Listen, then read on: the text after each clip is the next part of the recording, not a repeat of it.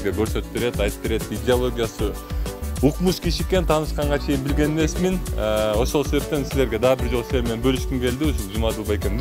Мен бөлүшпөйм, Жумадыл байке өзүнүн идеологиясы менен бөлүшүп берет. Биз болсо аны камера тартып алабыз, Кеттик кандай? Мейли энди. Могу эми Карабулак деген жер өзү тарыхый өзүнүн аталышы ушундай да. Карабулак деген бул Могу Арашан айылына тиешелүү, ушу жерге тиешелүү жер да. Илгери ушул жерге мал багылчу экен. Эки катар сапкостун иригин байлашчу экен бул жерге. Жайчу экен.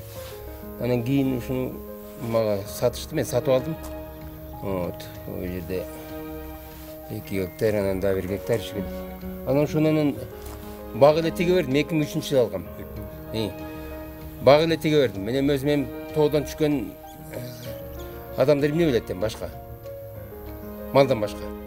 Анан багы тиге бердим, элди турапчы. 11 жыл бактык. Андан кийин могу жерге морики комплекс курганга мен ошондо жетти да. Ага чейин вообще билген жок, эмне кыларын билбейм. Жумадыл байке, сиз деле сүйлөйсүз да, ошол себептен мен сизге микрофонду тагып коеюн.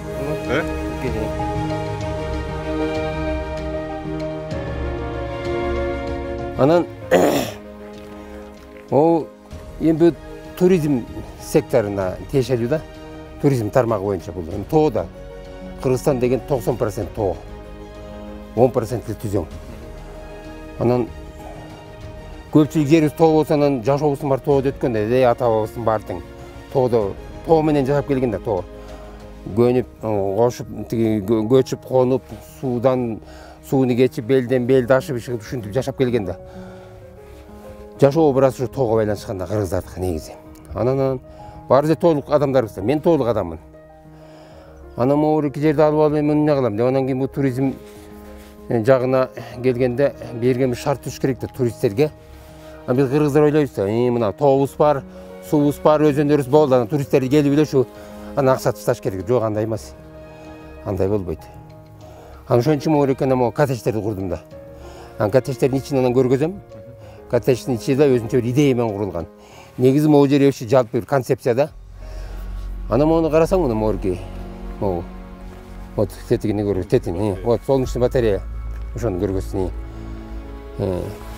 Могу жерде 10 панель турат да, 5-5тен көрдүңөрбү? Бул өзү жанагы зеленый экономика деп коет. Муну Чехиядан алып келгем.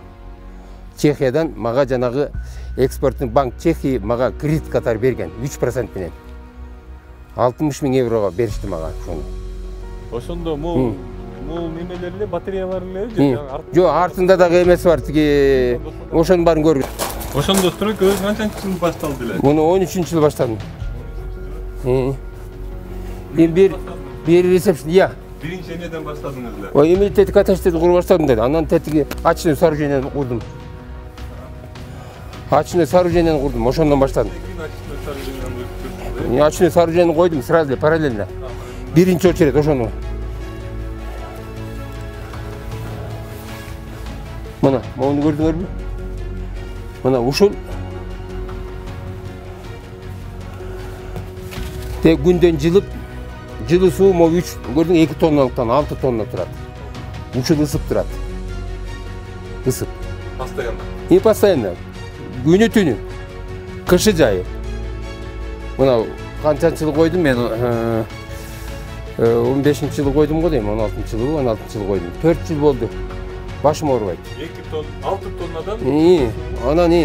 Анан эми бул элдер сурайт да, күн кечке тие бербейт да, күн ары батып кеткенде каяктан ал жардам берет деп. Анда тепловой насос деген бар. Инновация, технология да бул. Жүргүлө ошону көргөзөйүн. Мына. Көрдүңбү оркин? Мына күн тийип турат, азыр күн чырак иштеп атат.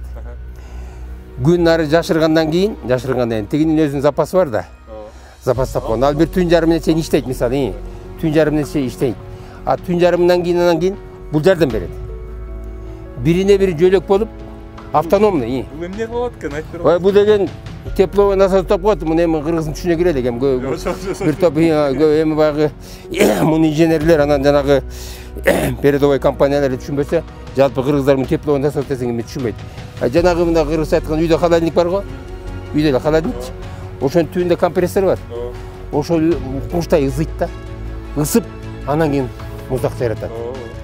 Шүртасың ба? Ошондой. эми ошол ушундай эле система анын чоңу да бул аябай.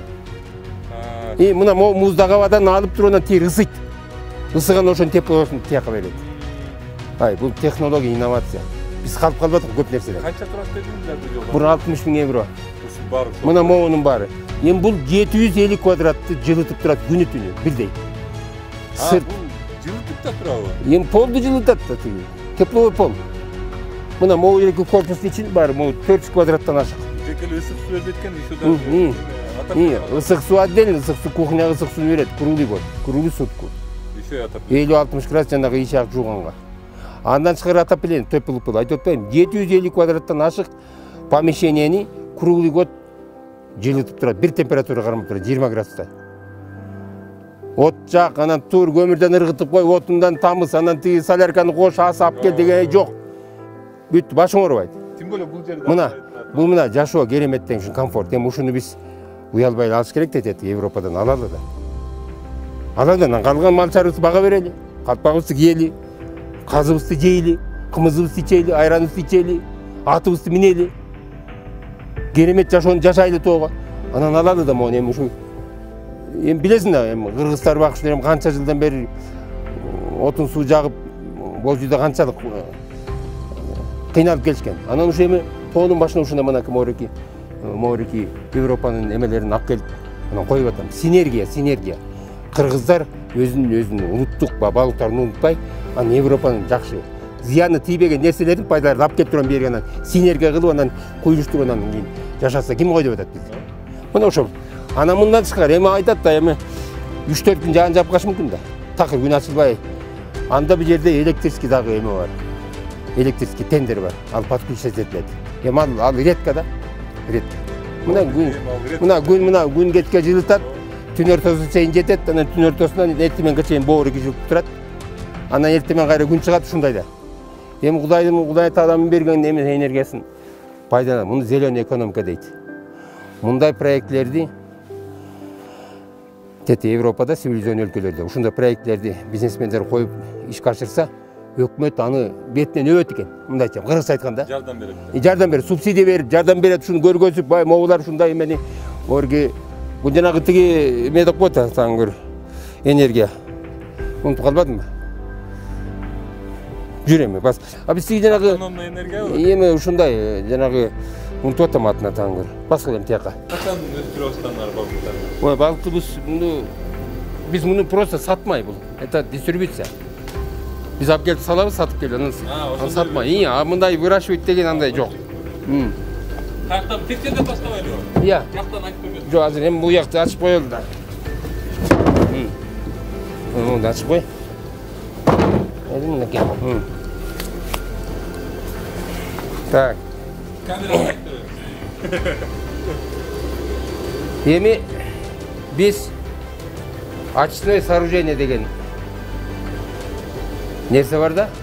Мына эми көбүчүн элек. Могу жерди курарда биринчи ушуну алдым да. Бу дагы Чехиядан келди. Чехиядан алып келди. Жана Марат Жамбаев деген жигит мен бул жерде проект түзүп атканда мага келди, укса керек. Байке ушундай очное сооружение бар. Сизге керекпи деп. Мен сразу эле керек дедим да, анан алып келдим. $55 000 алып келип ушул жерге коюп берди Чехиядан. Анан башына муну коюп атсам баары күлүштүм. Тоонун башына эмне кыласың?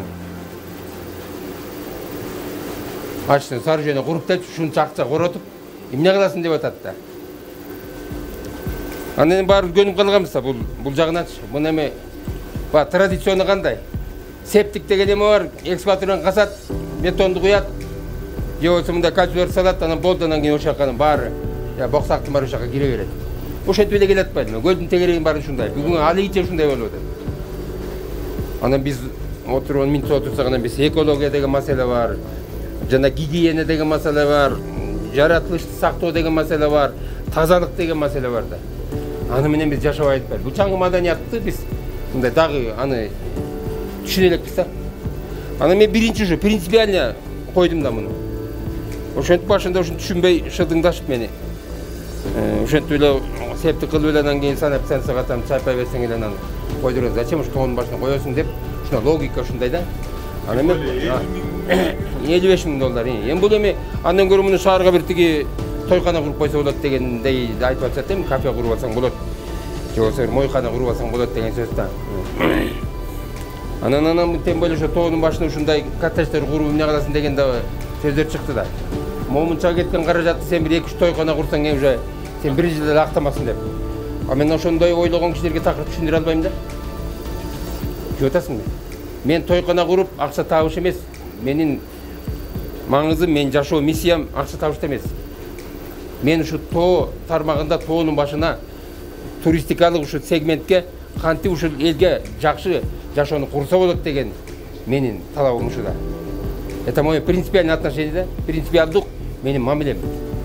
Жаратылышка болгон, инфраструктурага болгон, экология болгон и так далее. Анан ушуну куруп, эми бул кандай иштейт эми, бага көп түшүнбөйт. Мына могу жерде мына. Мына. Жерди мазги деп коет. Ушул жер менен управлять этет. Түшүндүңбү? Мына иштеп атат азыр. Көрдүңөрбү? Иштеп атат. Мына биз азыр туалеттин үстүндө турабыз. Жет жок. Анан мына сууну көрдүңөрбү? Мына. Жаап коеюнчу. Мына көрүп тарткыла мана. Эмне болуп атат? Мына суу тияктан чыгып атат, таза суу.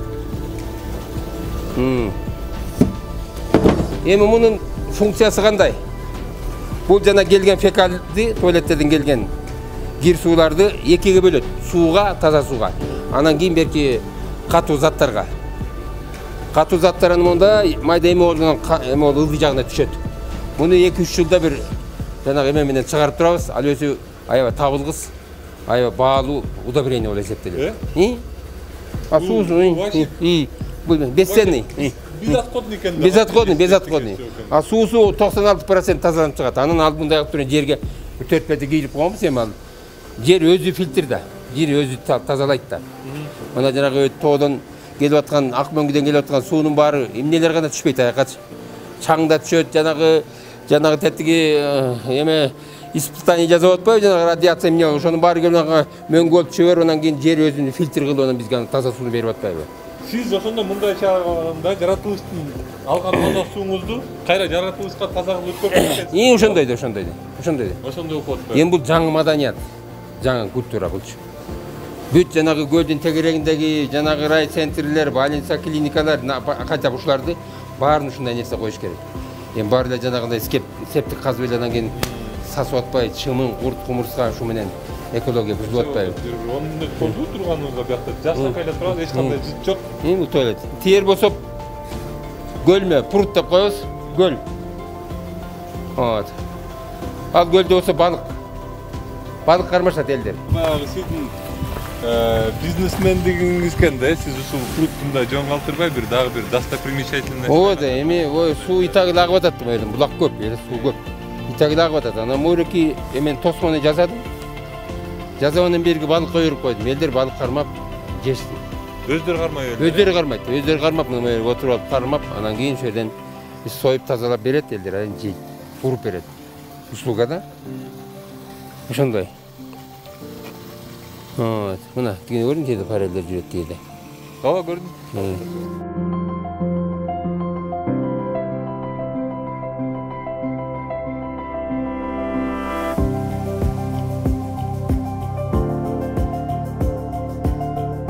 Бул эми боз үй. Эми кыргыздын боз үйү жана нака биздин өзүбүздүн боз үй. Мунун баары эми прототип. Бул как ресторан катары салынган. Эми биздин өзүбүздүн кыргыз боз үйгө ичине бир 20 киши батат болду, туурабы? Анан бул жерге жанагындай мероприятие өткөргөнгө деп ушундай мода кетпедиби? Могу диаметри 20 метр эми ал кыргыз боз үйдү андай деп сала алган эмес да. Ошон үчүн биз ошого окшоштуруп, ошол идея менен, ошол стиль менен салынган боз үй. Анан негизги бир идея любой боз үйдүн кыргыз илгертен бери боз үйдүн ортосунда очок болгон. Очок. Билесиңерби, мына ошол турат очок. Эң маанилүү жер. Боз үйдүн так ортосунда тулгада очок, азылуу от күйүп, ошол күйгөн отто тамак бышып, шорпо бышып, ет бышып, анан казан кайнап, анан тегерет отуруп алып, анан кийин илгерки жашоодо кесте аксакалдар отуруп алып, анан кийин чоң маселелерди чечкен да. Саясий экономикалык маселе ошол кезде эле кимге кудо болобуз, кимди чабабыз деген илгери кыргыздар коктоголот болуп эле бири-бири менен согуша берип ошо баатыр болуп атышкан. Эми ошол жашоону айтып атам да, образ. Мен ошол образдан алыс кетпей, анан ошо ортого ошо чокту мына көрүп, түтүн тине чыгат, бу жерден тамак аш бышат. Мына, анан баягы тиги гүлдү тебелебе деген кыргыздын эмеси бар да, бир сөзү. Ошон үчүн бул очок ыйык жер. Анан бул очок жарык берген ошо боздун ичине. Илгери баягы тиги эме свет болгон эмес да. Гүлдү тебелебе деген бар. Гүлдү тебелебе деген, гүлдү тебелеген деген ал өзү ыйык, гүлдү тебелеген ал болбойт. Себеби гүл деген ал ошол жерде от жагылып, ошол жерден анан тамак бышып, бул ыйык нерсе. Анан көчмөндөрдүн бул стихиясы болгон да от. От жарык берген, от энергия берген адамдарга. Анан от жылыткан да, боз үйдө отурганда ошол отту жакпаса кантип отурат. Кышы жай ошентип анан жашоо образы жөнүндө айтып атам. Мен ошону как мындай 100% окшоштура албасам да, ошол образга такап идеология ошо да. Анан көрдүңөр, могу эми концепция жалаң таштан курулган. Таш, жыгач, кийиз, камыш. Темир жок. Чөп атасыздарбы? Мына могу жерде ушу местный таш. Эми бул полдун баары тең жылуу пол. Теплый пол деп коебуз. Ошол жанагы солнечный энергия менен жылыйт, тет жактан подпольный каналдар менен келет. Жүрсөң тет жерде мынакей. Саламатсыңар. Келиңиздер. Кандайсың, Рай? Ой, өңөр таанышып турайын. Могу коллектор деп коет буларчы. Көрдүңөр мынакей. Теплый пол. Мына төртөө турат ушундай. Могу пол 4 зонага бөлүнгөн. Анан ушу коллекторлор аркылуу көрдүңөр бүттө мынакей. Эми бул опять инновация, технология деп коет муну. Бул Европадан келди. Жана биз урушуп аткан, каргап аткан либералдардын маданияты. Эми ушу бизге пайдасы тийип атат, муну урушпай эле алалы, пайдаланалы. Калган өстөрүн эле буйрусун. Мына тети күн чырактан келет ушул. Ушу жылыйт. Эми бир кышы жайы тышта -25 болсо, бер +20. Эшикте -10 болсо, бер +20. Эшикте +30 болсо, берде +20. Ошонун баары тигил. Автоматик режимде кармап турат. Эми бул деген комфорт эми. Комфорт да. Жаңы жашоо деген ушу да. Комфорт дегенди биз көпкө чейин түшүнбөй келдик да. Биз кымыз ичип, кой кайтарып, жан баштап жатсаң, сонунда деген комфорттон башка комфортту ойлобой атабыз да. Анан эми үйүң жылуу болсо, үйүң жарык болсо, анан ушул керемет да. Анан мына могу таштарын салдым, мына көр, могу жыгач. Эчтекеге жарабай калган жыгачтарды алып келип мына койдум мына. Көрбөйсүңөр мына. Эми мына отундарды мына. Мына таш тияк мына. Ооба. Я. Ушул жердин да таштары. Эми мына могорки кээ бир таштарды Казакстандан алып келдим. Кээ бир. Моюн кумдан. Анан калгандар өзүбүздүн таштар.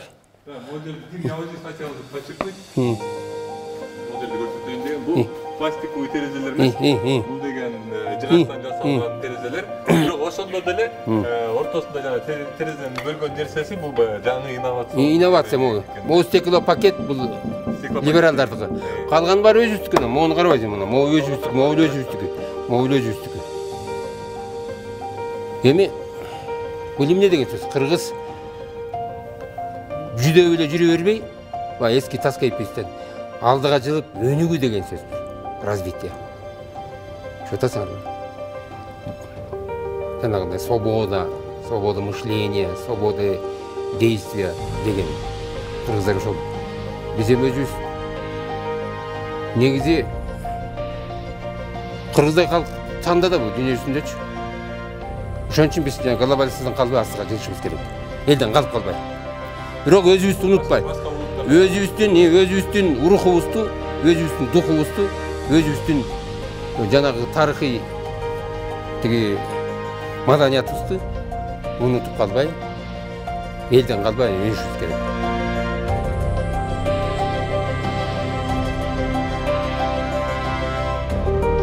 Так, жигиттер, могу силер көрүп турган жер, могуреки үйдүн ичи. Бул жанагы юртанын идеясынан алынган да.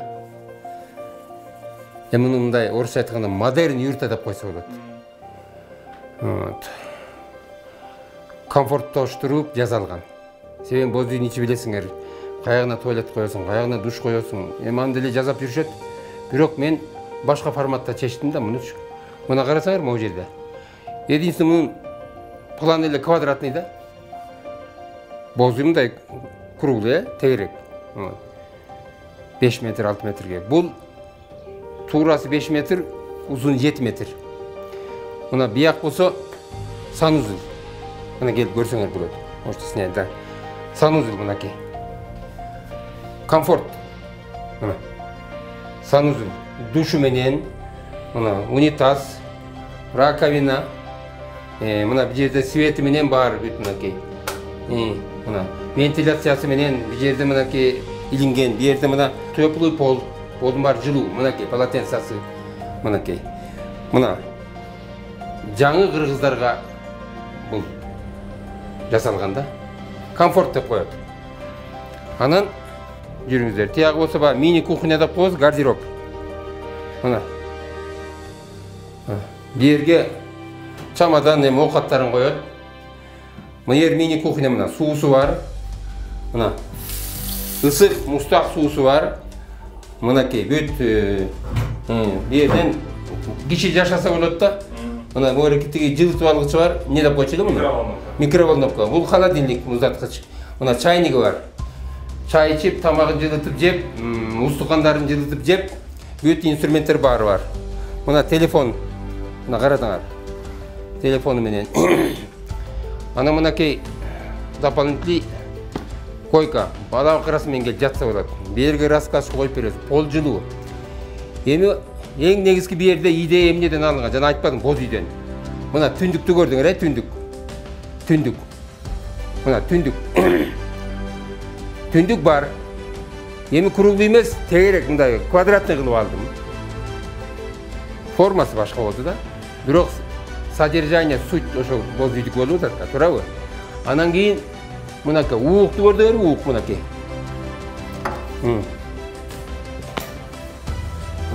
Уук. Мына уук келатат. Мынакей кереге.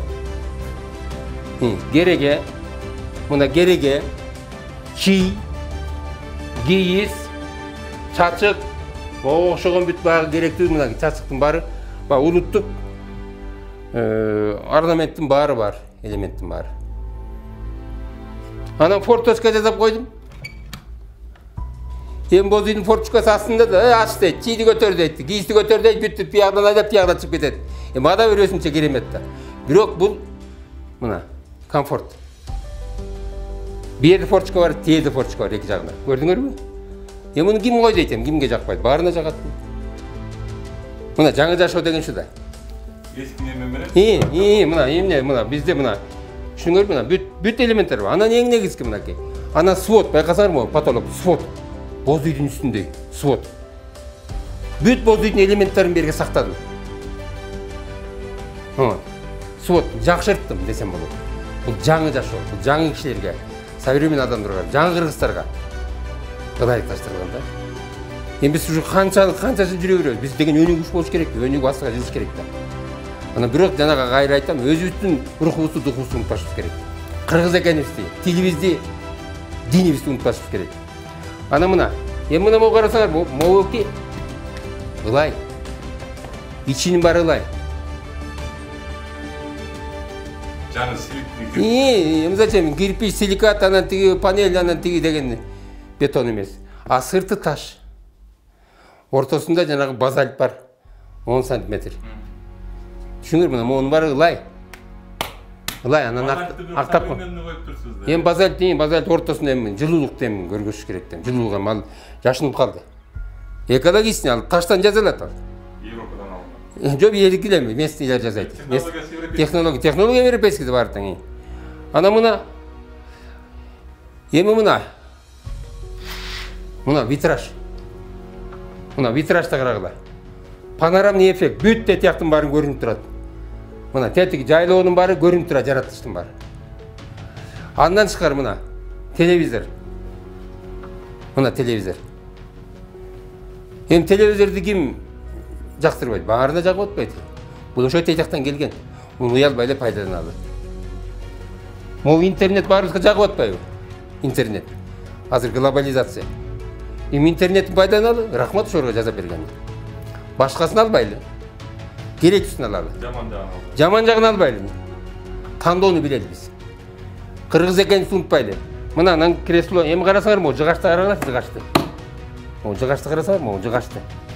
Могуну карасаңар, могу. Могу свет байкадыңар, могу. Бул дизайнерский решение. Могу силер көрүп турган нерсенин баары карасаң, мына могуну карасаң, могу. Бүт жыгач лиственница. Ана светин байкагыла. Светин 100 жылдык болгон сыяктуу, мына 100 жылдай муну карасаң. Бул өзү андай эмес. Бул 100 жылдык. Бул 5 жыл болду, 6 жыл болду. 100 жылдык. Бул эмне? Бул дело вкуса деп коет. Дело вкуса. А вкусах не спорят деп коет го. Ошол. Мен ушу кандай кааласам ошондой кылдым. Ким койду өзү? Эмне үчүн? Мен свободный адаммын. Мен жаратман адаммын. Бирок элдин талабына жараша жазап атам. Элге жаксын деп. Өзүм эмес, элге жаксын деп жазап атам. Мына ошон үчүн эл келип атат бияка.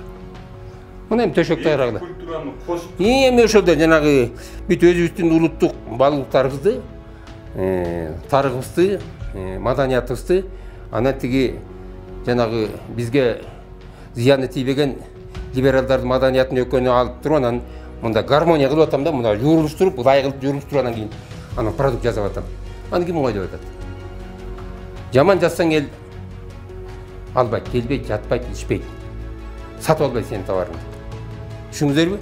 Андан тышкары мынакей эми мына эшиктин астына татынакай 3х3 беседка жасап койдум. Стол мына могу жерде семьялар чыгып алып, анан мына. Мына. Алып кой. Тура берсиң, иштеп болбойт. Мына. Эс алгандар могу жерге отуруп алып, отурайын, ал жерге. Отур. Таптакыр рабочий болуп кетет да. Отур мына. Мына монтуп отуруп алып, анан жанагы кымызын ичип, сүтүн ичип, анан тамагын ичип, бала бакырасымен ойноп бул жерден. Арбузун жеп, сүйлөшүп мына кошуналар, кандайсыңар деп сүйлөшүп отурса, керемет. Анан карагылачы. Могу үйдүн, эми могу жердеги үйдүн ичин айтып бүттүм, билесиңер, концепция, идея. Идея жаралып анан кийин барып ушулар пайда болот да. Жөн эле куруш максат эмес. А бир идея менен куруш керек. Бул идея кайдан келет? Биз деген кыргыздар 90% тоодо жашайбыз. 90% жерибиз тоо. Анан элдин баары ойлойт, бул тоого эчтеке кыла албайбыз. Муну өнүгүү деген жок биякта. Малдарын жайып, жайлоого эле, жайлоого чыккан эле кымыз, айран ичкен эле жер деп ойлошот. Андай эмес. Мына тоодо жатат байлыктын баары. Бүт кыргыздар жашоону, тиричилигин ушуга тоого которуш керек. А жана 10% түздү 1000 жылга сакташ керек. 1000 жылдап. Биздин чөбүрө тетиги ошолор. Эмнеге? Өсөбүз да. Биз 6 миллион эмес, 60 миллион болобуз да. 100 жылдан кийин. Представляешь? 60 миллион болобуз да. Эми Кудайга шүгүр биз өнүгөбүз. Анан эми айдоонун баарын үй салып атпайлы биздин морки. Биз салып атпайлы үйдү. Үй заводтун баарын ошоко салып атпайлы. Өнүккөн мамлекеттерде түз жерлерин сактайт экен. Тоо жерлерге гана курат экен. Мен ушунду сурайм да. Мына былтыр мурдагы жылы мен Израилге барып келдим. Европа, бүт эл Америка, любой жагына барып багым, деди Япония, Кореяга. Жалаң ушундай тоо таштарга момундай серпанып туруш. Тоонун баарын асып жетет экен. Мен сурайм да, силер кандай түз жер турса эмне силер бияка асыласыңар десе, есть государственная политика. Равнины нужно беречь на 1000 лет вперед. Вы понимаете? Аны ошондо барып менин көзүм ачылды. Атаң көрүү. А биз болсо басып атпайлы. Кыргыздар деген дагы эле ойгоно эле экенбиз деп. Эми ойгонот чачпа. Тойгона салабыз. Эми болду, ошол жеткен жери ошол. Кыргыздын жеткен жери тойкана менен бүтөт токтоду. Кафе салабыз. Мына бүттү эми. Тойкана, мойкана, көмүркана, анан дагы бирдеке саунакана курат. Сауна курсат. Бүттү, саунакана бар хана. Бүттү эми бүт хана болот эми. Бүт хана бүттү уже. Эми токтойт ошо менен. Ушу мына жетти кыргыз ушу точкасына. Эми башка жашоо башталат, жаңы жашоо. Мына кыргыздар ойгонду.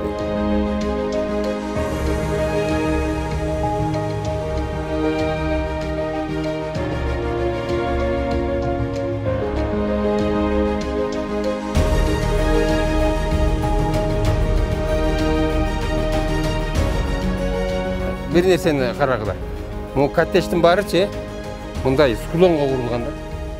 Склонго. Тоодо эми тоодо. Биздин традиционный архитектурада тоого курган эме жок. Маданият жок. Тоодан качат биздин архитекторлор. Түзөшкектелер. Түшүндү. Ошон үчүн мен тияктан көрүп келип анан кийин ошону ойлоном, могу жалаң момда. Байкасаң мына кай. Мерге мына. Мына карасаң, мына. Мына. Могу коттеджден карасаң, жартысы тоонун астында турат. Тоонун астында карасаң мына. Жартысы ылдыйта. Эми капталдан тартыйм. Да, вон, тигине капталдан тартыйм, мына бергел эми. Бергел.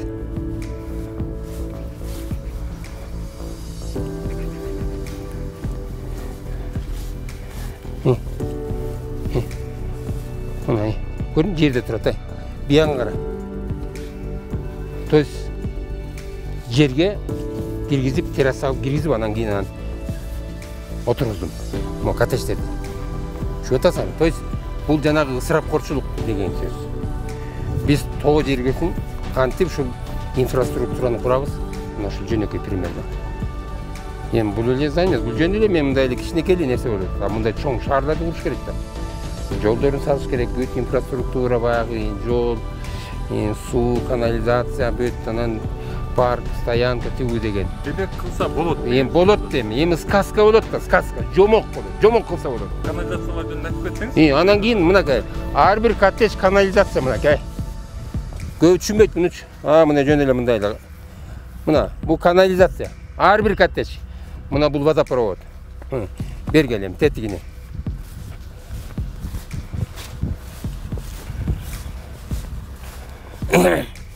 Мына канализация, водопровод. Ар бир неменеки. Анан мындай подпольный канал менен, жердин түбү менен подпольный канал менен келген связь, электричество, интернет баары жер менен келди. Мына бу жерде карасаң, мына жок. Столбо менен эч керек жок бу жерде. Чү мына бу жерде. Мына только тетиги прачечный гана алып келдик убактылуу. Эми келечекте мына могу жерде түзең жер аз эле. Могу 3 гектар жерде түзең жер аз эле. Аны мен атайын могу жерди жанагы ысырапкорчулук деген маани ошол неугодный жерлер деп коет. Татаал жерлерге курдум мунучу. А түз жерлерди алып калдым. Себеби жер дагы өсөт. Мен могу жердеги силер көргөн жер, могу көрүп аткан. Бу жердеги боло турган нерсенин 20%. Калган 80% дагы курулат. Эмки үйлөрдү тетиги көрдүң, тетигини көрдүңбү? Тетиги көрдүң, бак төрөс турбайбы тетиги? Төш. Ошол төшкө мындай тур. Төшкө коем мындай, төшкө. Каскад төш мына тетигинде кетет, тетигинде. Тетиякка кетет, тетиякка. Түшүнүңөрбү? А түз жерди алып калам. Түз жер эмне болот? Түз жерди спорт. Футбольный поле, теннисный корт, волейбольный площадка, детский площадка, стоянка. Анан дагы башка парк, парковый зона гулять эткенге зеленый там тетиги көрдүңбү, зеленый площадка тиякта. Түзең жерди ушинтип, анан кийин 100 жылдарга, 1000 жылдарга сакташ керек. А жанагындай склон жерлерин баарын освоить этиш керек. Мына ушундай концепция. Биякта жашаганда сонун болуп атпайбы? Эми жашаганда эми керемет да, керемет. Жерге караганда сиз айтып Эми керемет да. Бул жерде 1800 высота бийиктик. Анан эң сан, эң жакшы высота экени берчи негизи адамга мындай эч зыян тийбейт. Жана давление деген ушундайлар. Ошол жер эң сан оптимальный экен да, высота. Анан бу жерде мынакей таза бар. Завод фабрика жок бу жерде. Завод фабриканы бу жерге курдурбаш керек. Завод фабриканы этектеп. Ылдыйта тоолор толтура. Ылдыйтачы, Бишкектин үстүндөгү тоолорчу. Ошо тоонун баарын освоить этиш керек да. Аны эч ким ойлонгон жок. Бир аким, бир губернатор, бир премьер, там өкмөт, там я не знаю, кимди айтсак болот эми. Бир да видение жок. Бул жанагы картина будущего, целостный видение жок да. Эч ким аны көрбөйт, ойлогон жок. Биз күнүмдүгү жашап атпайбыз, күнүмдүк. Турсун аны мындай. Мен реализация кылып атпайм. Эми мен могу жердеги жасап аткан нерсеси бул как должно быть, орусча айтканда. Кандай болуш керек биздин инфраструктура. Тоо жерлерисин туризм тармагында өнүктүргөн. Деги башка эмес, жашоону жака котор, мен айтып атпайм, жашоону жака которуш керек. Москвада, Америкада 150-200 километр айдап барып жумушка барып келет экендей. 1,5 saat барып келедік. 1,5-2 saat. Ал жерге шаардан 30 минутта келеді. Анан şu той этектеп тургандан кийин анан шаарларды куруш керек. Куруп, анан сат. Квадратын $1000 емес, $3000 алат жанагы байлар, жанагы. Олигархтар алат. Өкмөт ушинтип казнага акча түшүрөт. Түшүнөсүзбү кандай? Экономиканы көтөрүшкө, казнаны кантип толтуруш керек? А мындай сөздөр чыксачы, биздикилер баягы көрүп калганда, тоо элдин байлыгы, анан кийин тоого үйлөрдү сала баштасаңар, эмне калат десечи. Ой, ал ошол эл жер жанагы, ал жана децентрализация деген түшүнүк бар. Бийликти ошол эл жерге бериш керек, өздөрү салат. Айылдар өздөрү салат, өздөрүнөн кийин. Өздөрү сатып анан ошол тиги өздөрүнөн жолдорун оңдойт, садик салат, мектеп салат, тиги салат, бул салат. Экономика моделди башка кылыш керек да. Башка кылыш керек. Акчаны бар тияк кетип калса, мына муну менен отурат. Эч ким ойлонбойт да. Ар ким жана местный, яны Индиядагыдай штат менен экономиканы эркиндик бериш керек.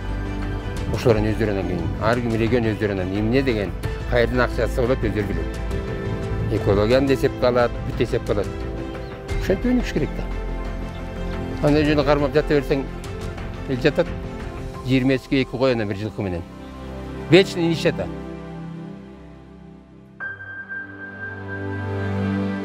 Бул жер жөнүндө эле баары түшүнүктүү, абдан жакшы айтып бердиңиз. Рахмат сизге. Действительно мындай европейский жакшы, Европанын жакшы тарабы менен Кыргызстандын жакшы тарабын мындай бириктирип туруп, бир жакшы мындай неме түзсө, культура түзсө болот экен. Муну мен негизи мурун эле угуп келгем да. Жомарбек, сизден угуп келгем, Ишенбай атадан угуп келгем. Бирок мага эмнеси жакты мындай фактически мен көргөн эмесмин да, ушул сөз баягы кыргызча эле сөз болуп келген да, булчу. Фактически сиз мага көрсөттүңүз да, мына Эрлан көзүңдү ач, мына могул жерде турат, мындай кылса болот депчи. Ошол себептен сизге рахмат. Анан дагы бир эми баягы кичине мындай разбавлять этип кетейин деген менчи, мисалы Соро компаниясы бул дагы отдельный бир идеология да, мен билгеним боюнчачы. Мындай кыскача эми өзүңүз неме эткенде айтып берсеңиз. Эми биздин Соро жөнүндө сурап калбадыңбы?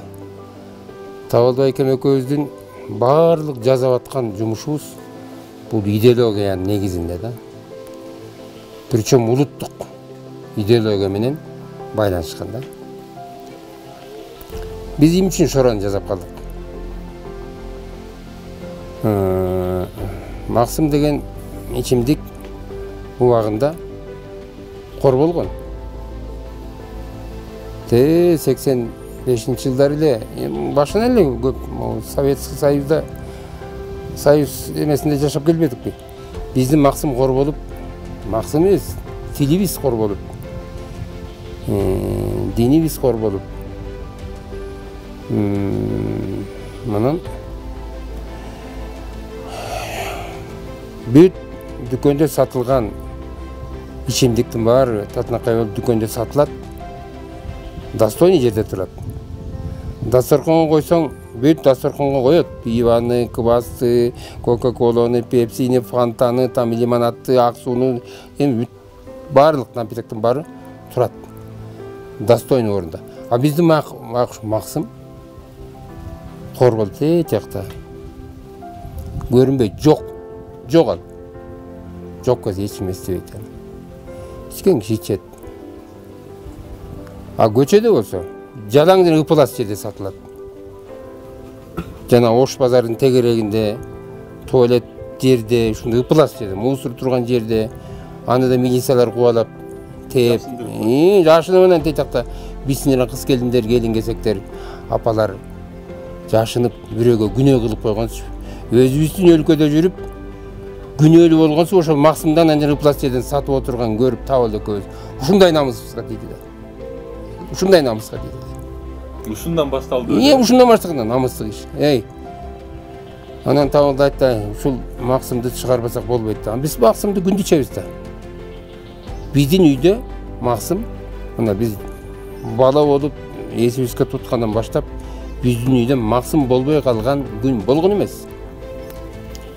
Бул кайдан чыкты? Бул тарбия. Бул маданият. Улуттук маданият. Бул апабыздын эмгеги. Апабызга кайдан келген? Анын апасынын эмгеги. Ага кайдан келген? Анын теги. Тети истоки. Түбү тамыр тетияктан. Алты Манастан келген. Түшүнүңбү? Кыргыз болуп улуттук тамагын таштабай ошентип ичип келген. Түшүнүңбү? Анан ошону эстеп анан кийин биз анан намыска тийген иш болду да. Койдуп анан кийин негизги максат, эми кыскартып айтайын, бул жөнүндө айтып отурса 1 ай айтса болот. Ушул максымды ушулардын катарына коюп адам кылалы. Коелу полкага. Сиз ошол эсиңизде барбы ушул ой келген маал мында эсиңизде барбы? Кантип келди эле? Эми көрүп атабыз да жанагы. Жанагы көрүп атабыз да. Жанагы теттерди багыш кор болуп жатканын көрүп атабыз да. Милисары теп. Жок, ошол кайсы мындай эсиңизде бар кандай бир күн беле же мындай жумалап конкретный күндү эле билбейбиз. Эми биз күндө үйдө ичип атсак. Анан кийин өзүбүз эле үйдө конок чакырганда максым турбайт үйдө. Өзүбүз койбойбуз. А коебуз баягы. Коло, пиво, лимонад, тигинин баарын пиво, лимонад аргандайдын бар шампансын бар коюп, а тиякта эле кухняда турат. Ал ким үчүн? Ал биз үчүн, мен эле үчүн жазылган. Же табыл үчүн жазылган. Вы понимаете? Анан ошентип отурган биз ичип калабыз. Алып кетсе, айдын каптагы бир тиктесин максым алып кетсе мынтип. Анда элден жашынып ичким келет да. Билесиңер, тигилерде тети ичимдиктер арганда бул өзү 2 эсе 3 эсе жакшы. Мен үчүн, биз үчүн. Менин канымда бар да. Анан тичип туруп анан алып келет мындай табакка куюп. Чоң табак куюп алып келет, ичип алып туруп анан эми берип коесуң. Айтып турчу. Анда мынтип мен ичип баягы мынтен берип коесуң.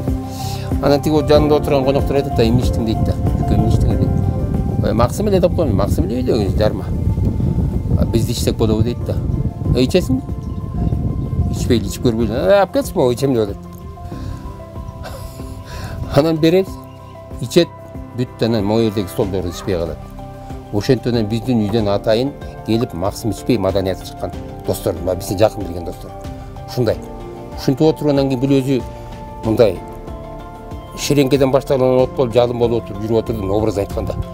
Анан барып анан кийин шороп пайда болду да. Могу жерге толуп, жетип, бук болуп, анан кийин анан 7 жыл ойлонуп жүрдүк биз максым жазайбыз.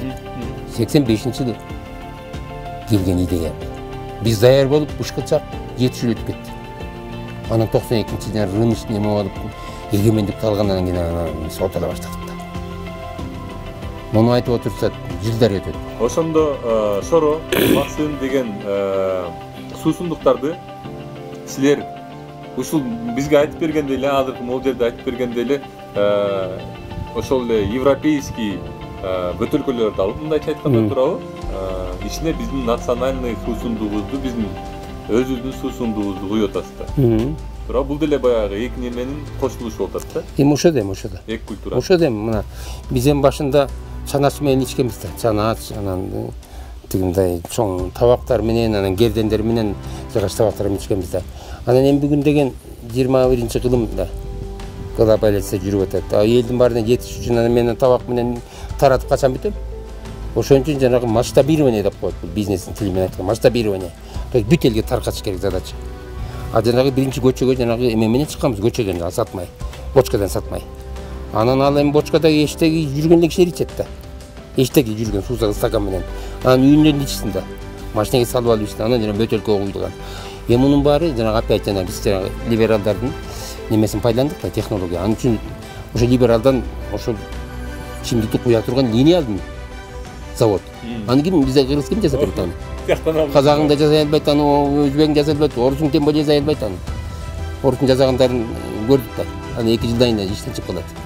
Ошон үчүн биз жанагы же Кытайдыкын алабыз, же Европаныкын алчубуз. Суу куйган, максым куйган, жарма куйган линияны. Бүт талкандан баштап бүт автоматташтырылган технологияны мен Европадан алдык. Жанагы либералдардын маданияты. Эми аны алып куйсак мына мени ким урушуп атат? Бул өнүгүү деген сөз. Ошо экөөнүн анан мына менин максымым ошо Европанын эмесине кирип алды.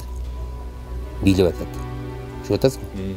Ушундай маселе. Эми мен баягы экинчи суроом Раматул байкеңиз боюнча биз эми мага аябай өзүмө мен билбейм канчалык менин көрүүчүлөрүмө бул аябай неме болот, кызыктуу болот, мага кызыктуу да. Мисалы силер экөөңөрдүн айырмаңар 2 жыл экен.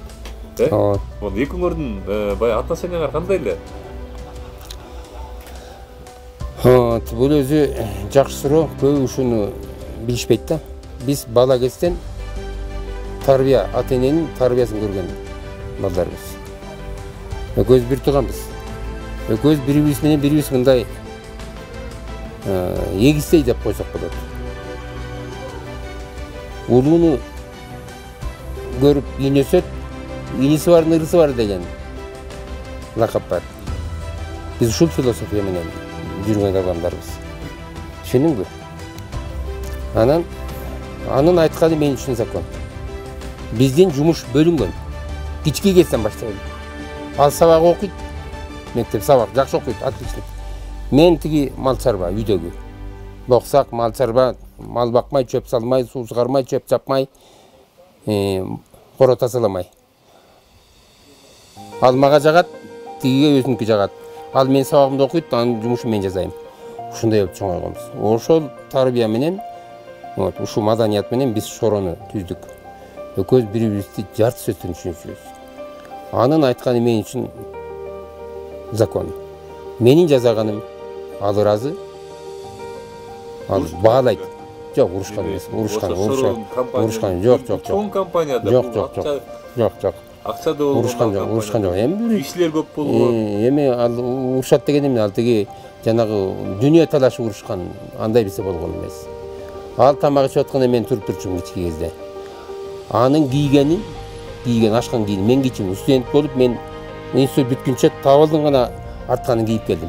Эми мындай сөздүн кыскасына эми бул экөөбүздүн бир тууганы ман билебиз. Шорону кантип түздүк толтура бул историяда. Кыскасын айтып коеюн. Жанагы айсбергти билесиң да. Айсбергтин үстүнкү жанагы видимый части табылды, ылдыйкы части меники. Мына философия бул. Бул корабль, бореки айсберг, бул кылымдар бою бузулгус, үзүлгүс кылыба сүзүп жүрөт. Өзүнүн жашоосун жашап жүрөт.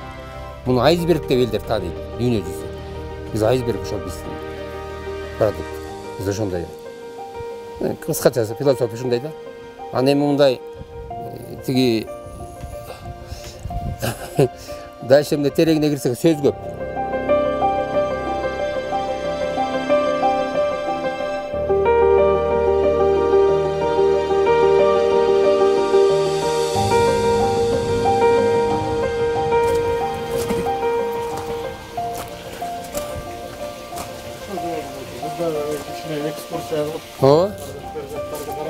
Көргүлө. Бу жерими көчмөндөрдүн мончасы.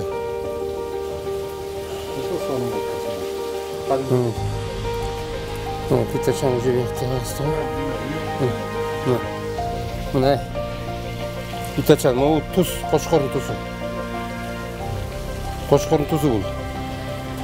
Бул жалаң чөп. Это разнотравье. 7 чөптүн түрү бар дейм, 6-7 чөптүн. Это кочкорский соль.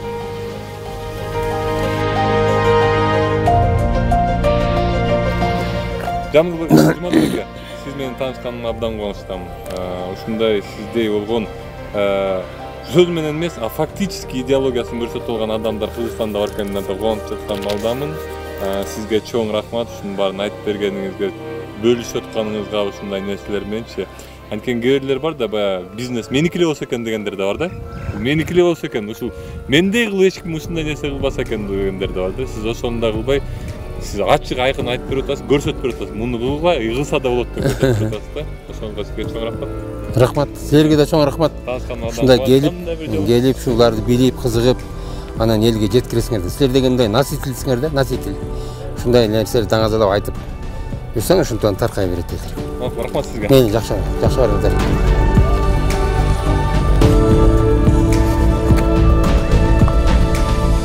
Мына Жумадул байке менен жолугушуубуз ушинтип аяктады. Айтып жеткирейин деген нерсесин жана мен силерге айтып жеткирейин деген нерселерин жеткире алдымбы деп ниеттенем.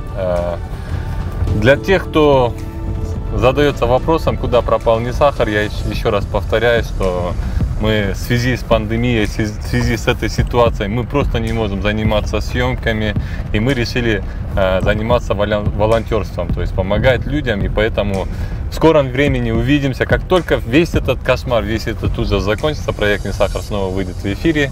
До новых встреч.